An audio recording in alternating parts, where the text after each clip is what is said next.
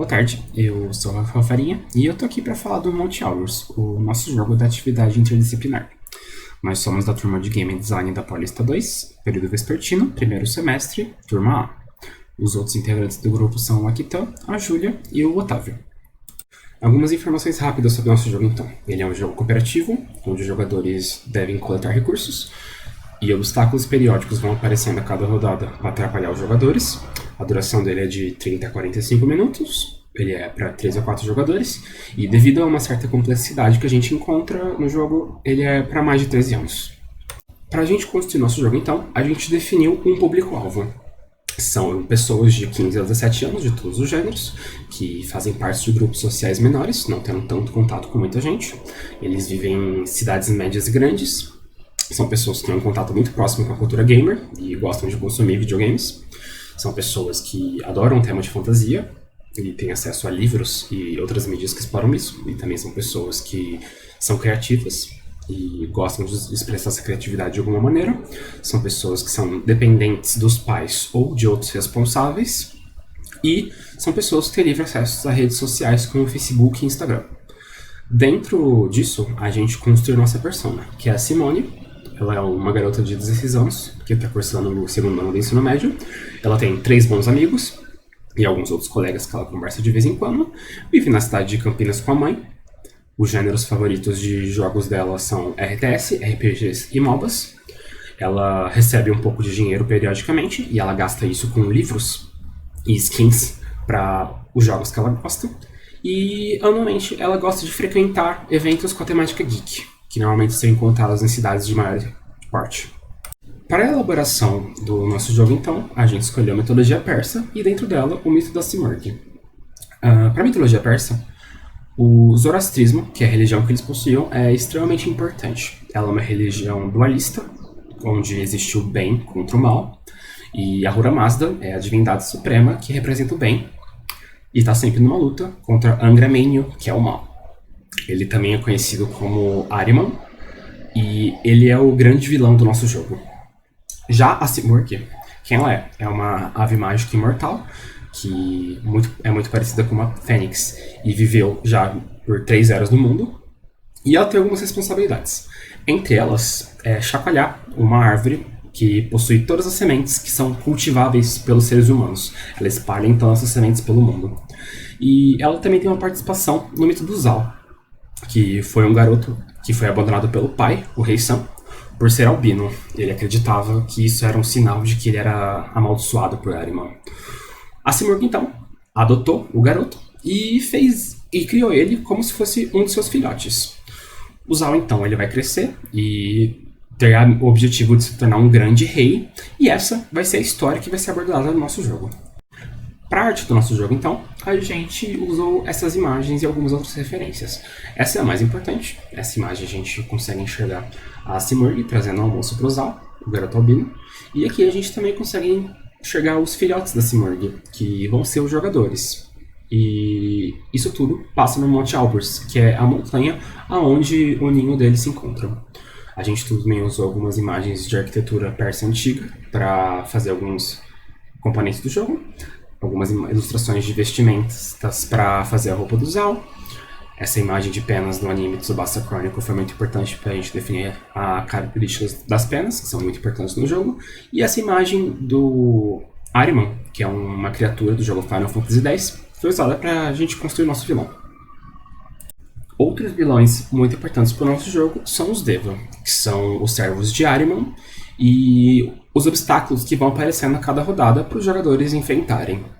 Eles sempre são figuras humanoides, com características animalescas, e todos eles possuem chifres. E a gente usou essas imagens, que estão presentes nesse livro aqui, para construir os nossos. Para peças e mecânicas, então, a gente pegou esses jogos como referências. Aqui no Takenoko existe também um tabuleiro que ele se expande a partir de um hexágono central, que é uma mecânica presente no nosso. O D&D, que é um jogo de RPG de mesa, a gente usou para algumas mecânicas relacionadas aos terrenos e aos poderes que os devas possuem. No Catan, a identidade dos hexágonos de terrenos diferentes que estão presentes no jogo. E por Ilha Proibida são os recursos que os jogadores precisam obter indo em pontos específicos e depois tendo que retornar para a área inicial. Aqui a gente tem algumas imagens representando o processo e a progressão do nosso jogo. A gente consegue ver aqui algumas versões antigas de algumas peças, as imagens iniciais do que deveriam ser as sementes do conhecimento, as imagens dos devas antes deles serem vetorizados no Adobe Illustrator, uma referência para a gente montar a capa do jogo, e aqui uma imagem inicial da Simurgh. O que é muito importante dessa imagem é que ela tem as 3 cores primárias do nosso jogo, que são o azul, o dourado e o rosa. E essas 3 formam a identidade visual do jogo. O jogo, então, foi produzido no Tabletop Simulator, e essas são algumas versões que ele passou. No começo a gente tinha apenas terrenos iniciais sem nenhum efeito, depois a gente foi criando uma variação para eles, a gente acabou implementando alguns covis com os devas, com os efeitos que vão atrapalhar os jogadores, e aqui a gente tem uma versão quase final, que só faltou algumas mudançazinhas gráficas para terminar.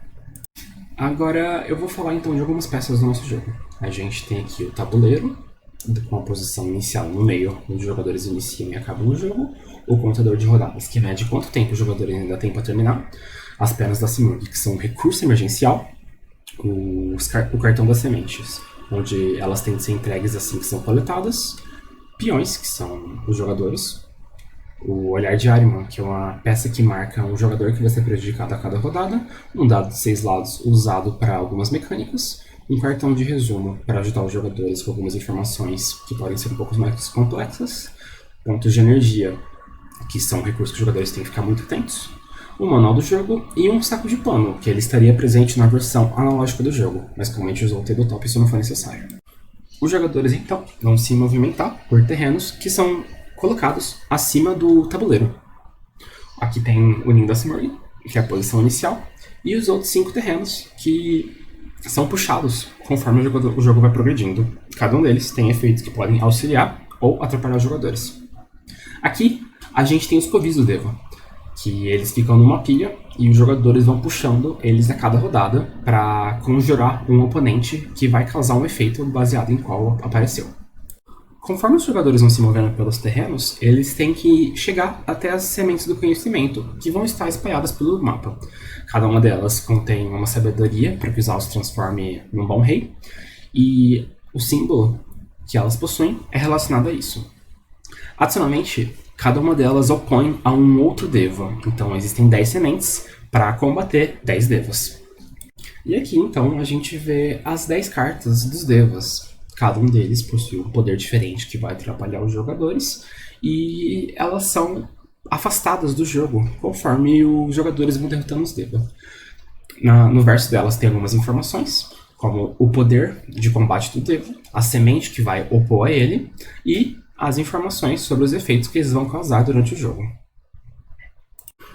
A gente então dispôs todas as peças aqui para mostrar uma comparação de tamanho, e aqui está o mock-up da caixa do jogo e o verso que ficaria por baixo. Então, rapidamente falando sobre as mecânicas do jogo, ele é cooperativo, onde os jogadores precisam encontrar as 10 sementes do conhecimento e as entregar no ninho. A cada rodada, um Deva vai aparecer para atrapalhar os jogadores com seus efeitos até que ele seja derrotado, e tudo isso tem que ser feito em um limite de tempo, caso contrário os jogadores perdem. Um fator muito importante do nosso jogo é a aleatoriedade, porque isso permite uma rejogabilidade muito maior. O posicionamento inicial das sementes é feito através de um processo na preparação inicial, os terrenos eles vão ser puxados aleatoriamente de um saco, e a pilha de devas também vai ser aleatória, então sempre uma experiência nova a cada partida. Quem são os jogadores em tudo isso? Eles vão ser os filhotinhos da Simurgh e os irmãos adotivos do Zal. Eles podem se mover, explorar o mapa, coletar sementes que vão estar por ali, entregar elas no ninho assim que elas forem coletadas, confrontar os devas conforme eles vão aparecendo para tentar evitar que eles causem os efeitos no jogo, e caso tudo esteja dando errado, eles podem queimar as pernas da Simurgh para chamar por ajuda dela. Os jogadores possuem pontos de energia, que vai ser um recurso que eles vão ter que manusear. Caso contrário, eles podem desmaiar e possivelmente perder o jogo. Apesar da condição de vitória ser entregar as 10 sementes do conhecimento, as prioridades dos jogadores podem variar conforme o que está acontecendo. Talvez eles precisam revelar terrenos até chegar nas sementes. Talvez eles precisam coletar sementes para poder se fortalecer nos confrontos contra os Deva. Talvez eles precisem entregar sementes no ninho, porque a cada semente entregue, eles ganham uma rodada antes que o jogo acabe. O que é importante é que eles tenham uma estratégia em mente, caso contrário, eles dificilmente vão conseguir vencer o jogo. E por fim, as referências literárias. A mais importante delas é o Shahnameh, que é a Épica dos Reis, um compilado de mitos persas antigos, dentre eles o mito da Simurgh. E é isso então. Qualquer dúvida, a gente está aqui para esclarecer e muito obrigado. Aqui então, a gente já tem um jogo em andamento, a gente está na terceira rodada e algumas coisas já aconteceram. Alguns jogadores já coletaram sementes, atualmente eu sou a vítima de Ahriman e já perdi um ponto de energia, e falta só 2 rodadas para a gente perder. Então vamos lá, é o turno da Júlia. A Júlia então vai mover o peão dela para um hexágono. Ela vai revelar todos os terrenos adjacentes a ela. Vai lembrar que o jogador ele escolhe como ele vai colocar esses terrenos. E a segunda ação dela vai ser pegar a semente que estava ali, colocando junto com o outro. Depois do meu turno. O que eu gostaria de fazer é derrotar a Paosha, que está aqui do meu lado. Só que eu não posso, porque o poder dela é 5 e atualmente o meu poder é 2, porque eu não estou carregando nenhuma semente. Então eu vou simplesmente vir nessa direção para pegar essa semente. Bom, eu venho pra cá e o que acontece? Como eu entrei numa fonte de Ishtar, eu vou recuperar um ponto de energia e aí eu revelo esses 2 terrenos que estão aqui. E minha segunda ação vai ser me mover até aqui para depois pegar aquela semente. E esse foi meu turno. Agora o turno do Akitan. Vamos aqui. O que ele vai fazer é usar os portais de Vaio para se mover pelo mapa e ele vai terminar o movimento dele aqui. E agora ele vai tentar confrontar Cid, que é a da existência.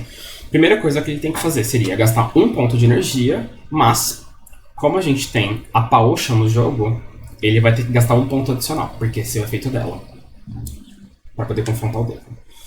Então, ele vai comparar o poder dele contra o poder do Deva. O poder de Cid é 3, e o poder dele é 2, mais 1 para cada semente que ele está carregando. Então 4, só que também mais 1 para cada outro jogador que esteja próximo dele. No caso o Júlia está aqui, então o poder dele é 5. Como 5 é maior que 3, ele vai poder derrotar Cid sem problemas. Beleza, aí quando a gente derrota ele, a gente coloca a carta para longe para indicar que o Deva não está mais em jogo. Esse foi o turno dele então, agora é o turno do Otávio. Beleza, o Otávio está aqui, eu vou vir até cá para revelar esses terrenos aqui. Só que como ele entra no Afembris do Jaque, ele vai remover um ponto de energia dele. Beleza? Aí ele revela os terrenos que estão ao redor. E o que está acontecendo? A gente está com pouco tempo, então ele vai gastar uma perna da Simurgh para poder rapidamente se voltar para o ninho. Então ele vai se mover para lá. E a segunda coisa que acontece é, ele vai recuperar os pontos de energia faltando. E ele também vai entregar a semente que já estava carregando. A gente ganha uma rodada quando isso acontece. Beleza. Essas foram as ações dele. O que acontece? Quando todos os jogadores terminaram de agir, aí é o turno de Ahriman, e algumas coisas vão acontecer. Primeiramente, o controlador de rodadas vai abaixar em 1, o próximo jogador vai virar a vítima, que agora é a Akitan, e aí a vítima que vai posicionar Kuvis em um espaço adjacente a dele. Então vai lá, a Akitan tá aqui. Ok, ele tirou Vizaresh. Vizaresh é bem problemático porque o efeito dele vai dificultar muito a nossa vida nesse período do jogo. Então a gente vai gastar uma pena da Simurgh para substituir ele pelo próximo Deva da pilha. Eu vou lá, gasta. Aí ele vai puxar o outro, no caso ele tirou o Bujasp. E aí ele devolve o primeiro Deva, a gente reembaralha a pilha e ele posiciona o Deva ali. E essa foi uma rodada do jogo. Obrigado.